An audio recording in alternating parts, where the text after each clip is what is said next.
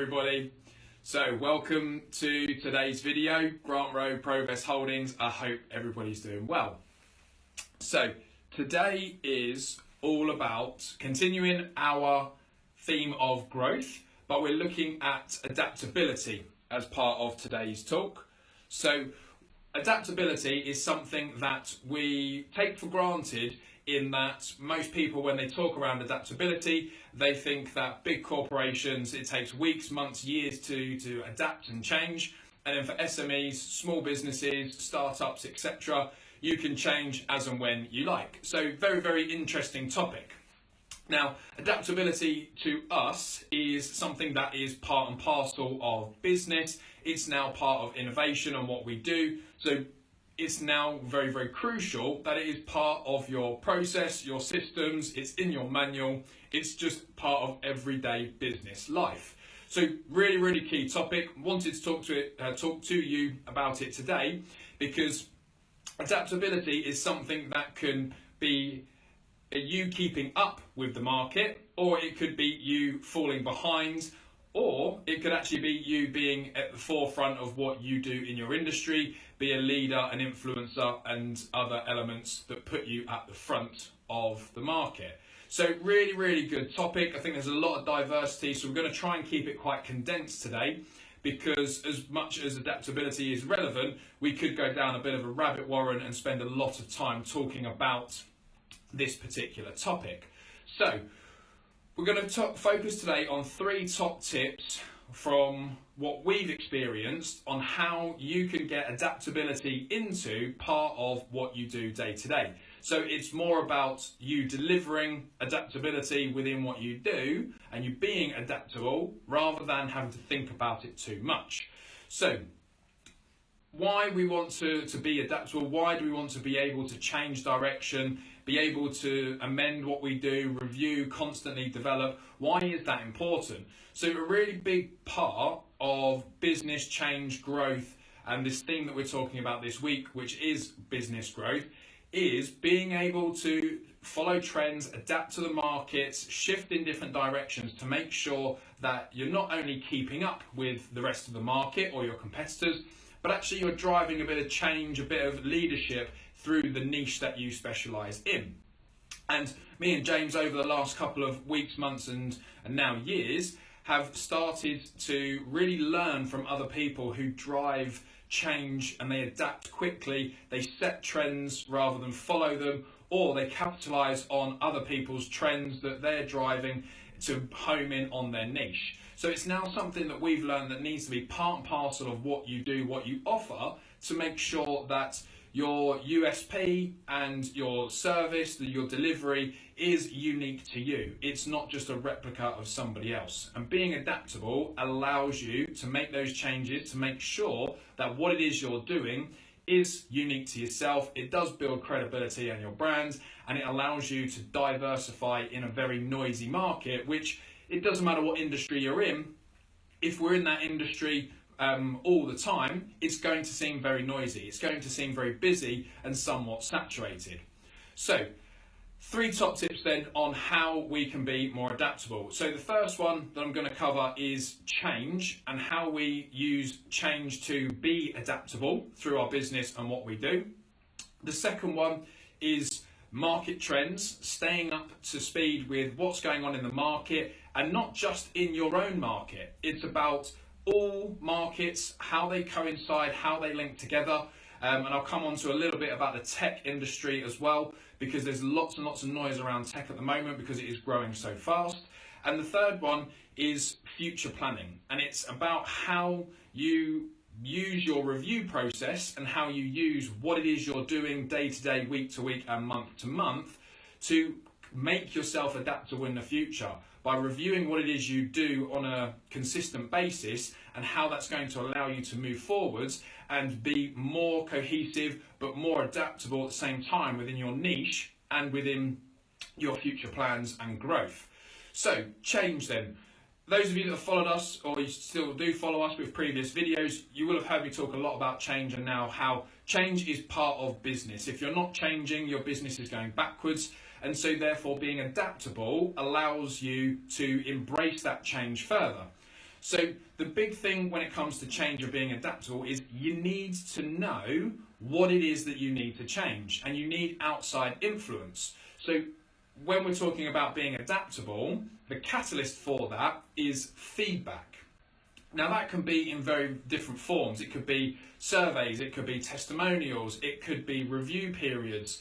It comes in lots of different shapes, forms and sizes in what feedback you're looking to gather and how that translates into change and you adapting to continue to move forward. But the pinnacle point is getting and receiving that feedback from, be it your clients, your customers, your peers, your power teams, your colleagues, whoever that feedback is coming from. The biggest thing is actually getting it. Now that might sound like quite a basic or simple comment, but I think it's fair to say that if we were honest and truthful with ourselves, the amount of feedback that we receive on a regular basis is probably very small. And it's actually something that isn't prioritised enough during our normal working week in order to continually gain feedback.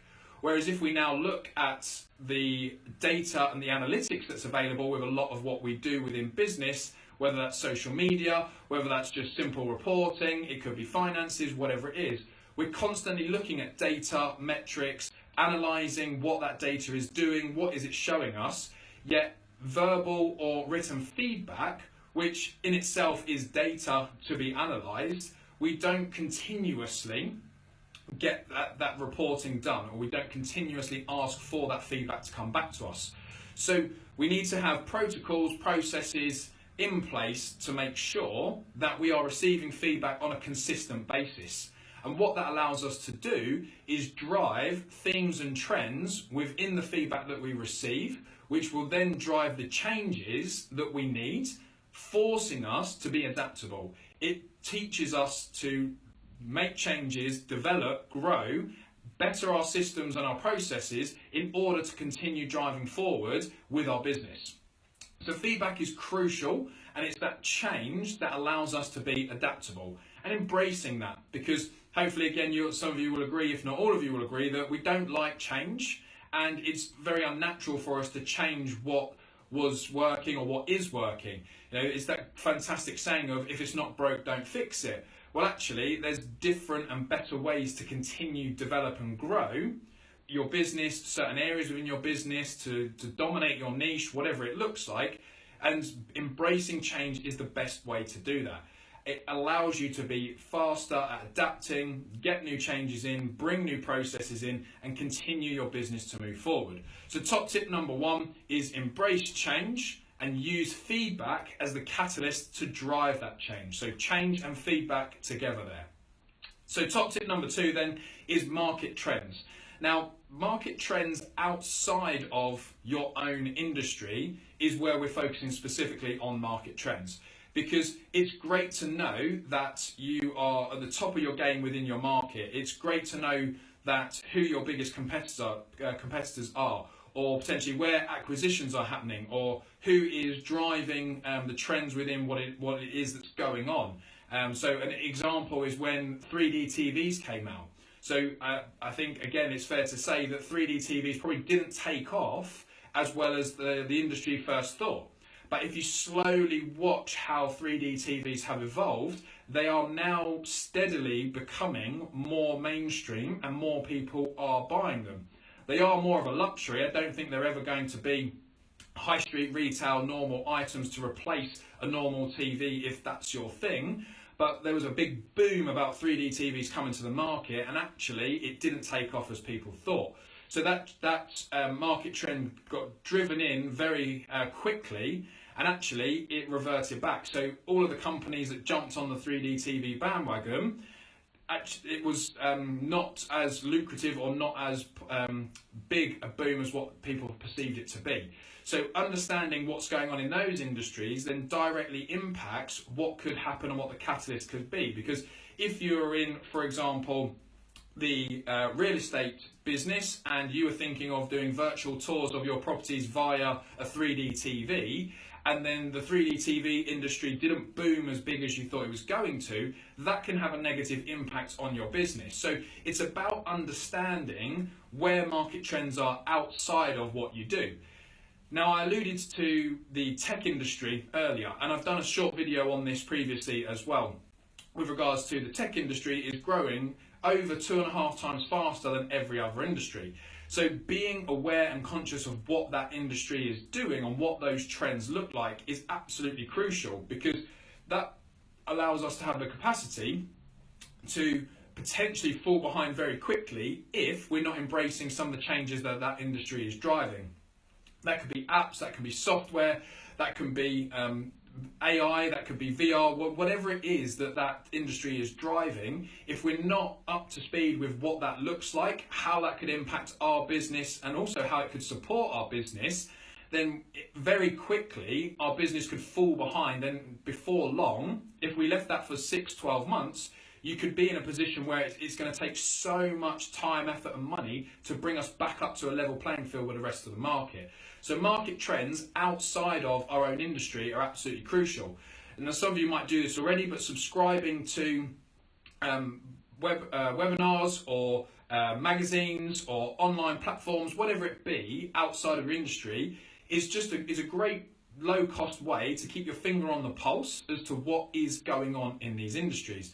Because imagine if you were in your business one day and you saw a headline release that a big global company had launched a new product, and your instant thought was, that's interesting and we'll come back to that later.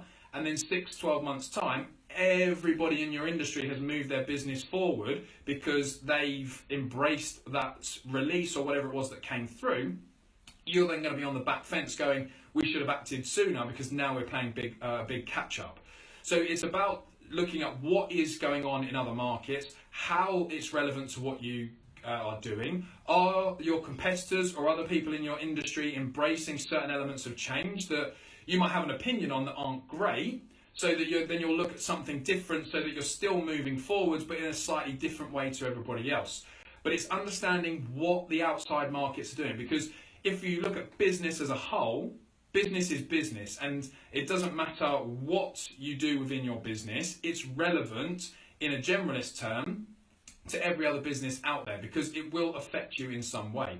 So whether it's, again, subscriptions, magazines, online platforms or portals, whatever it is that you need to do to keep up with market trends, I highly recommend looking into subscriptions outside of your industry, understand what those markets are doing, and just keep a finger on the pulse, because as things change, you can adapt, you can allow yourself to do more and achieve more just by knowing what other industries are doing.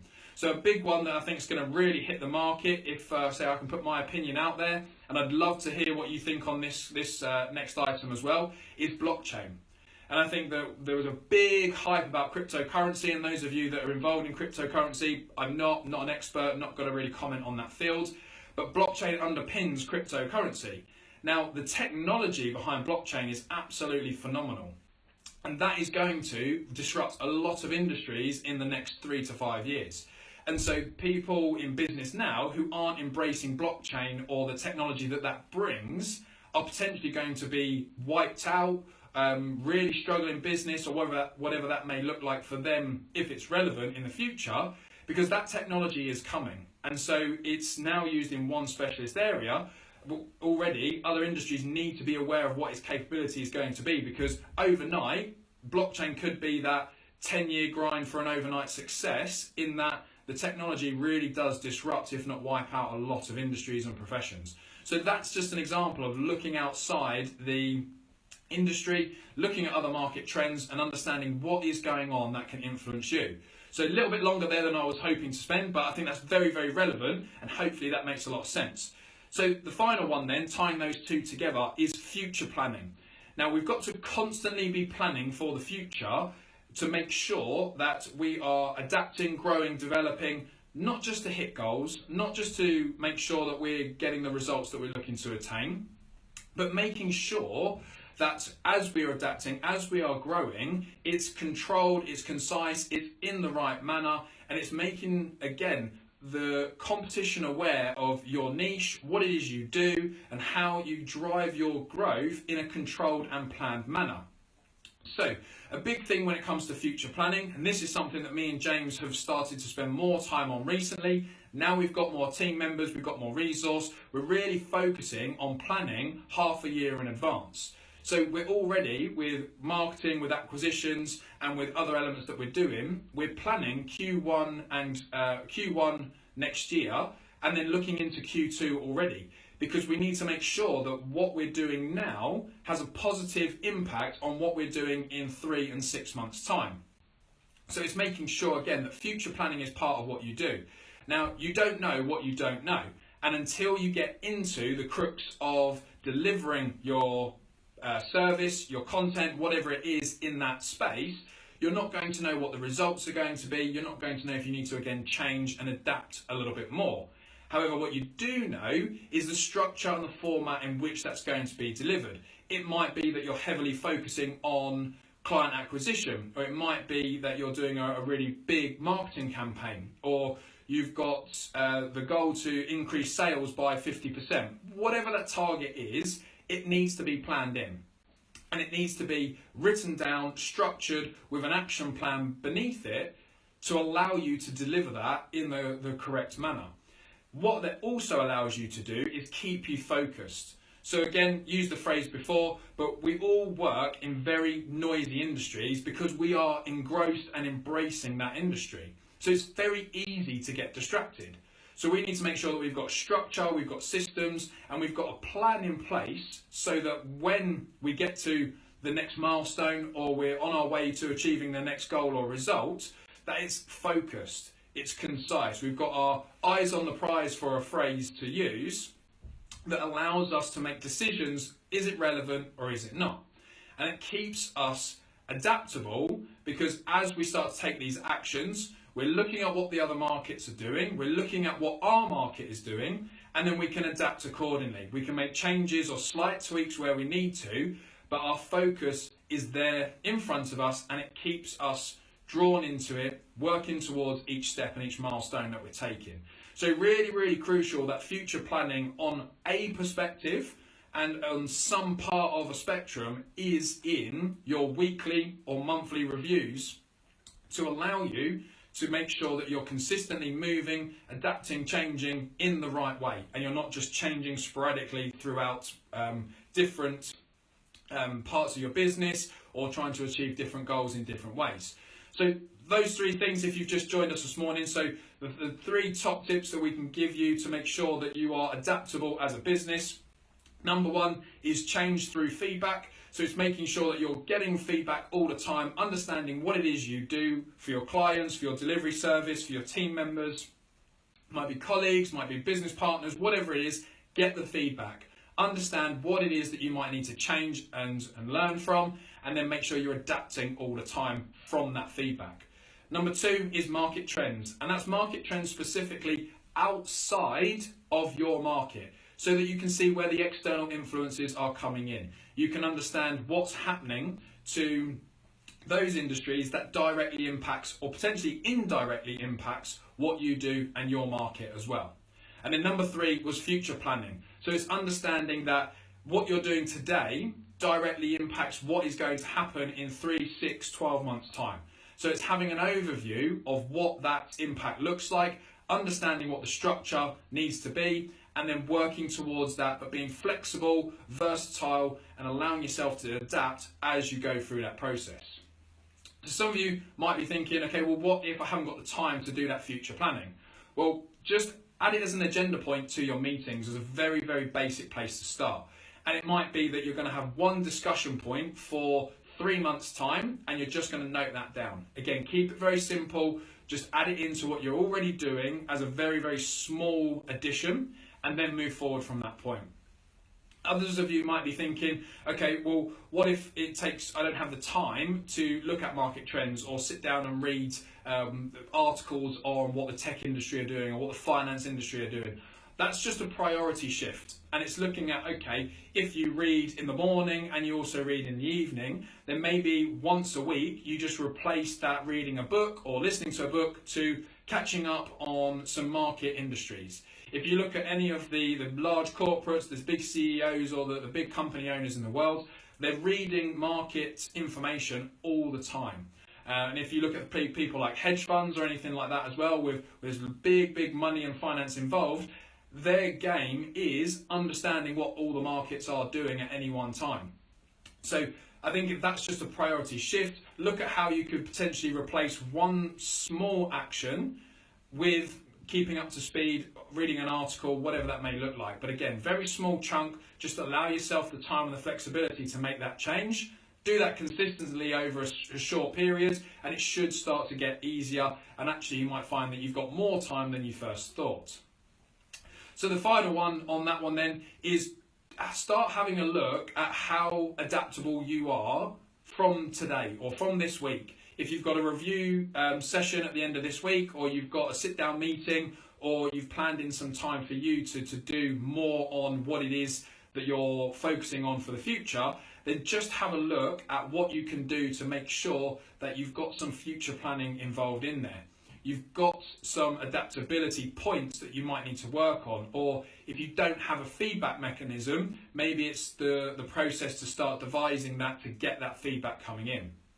So just a couple of things there that you could start to implement straight away, but really embrace this, again, this change, this adaptability, adding in these new items, because I guarantee it makes you think differently. It makes you look at what it is you're actually doing, and we all have a personal internal perception of what it is we deliver, how we come across, etc., and we don't always get the outside perspective fed back in to what do you perceive as what you portray yourself as. Is that what people receive, and is that what people think as well? And that's the same for your business. Is what you say you do actually the experience that your customers and your clients get? And I know that's something that we've had disalignment on in the past, and we're working hard to make sure that we get that consistent from here on out.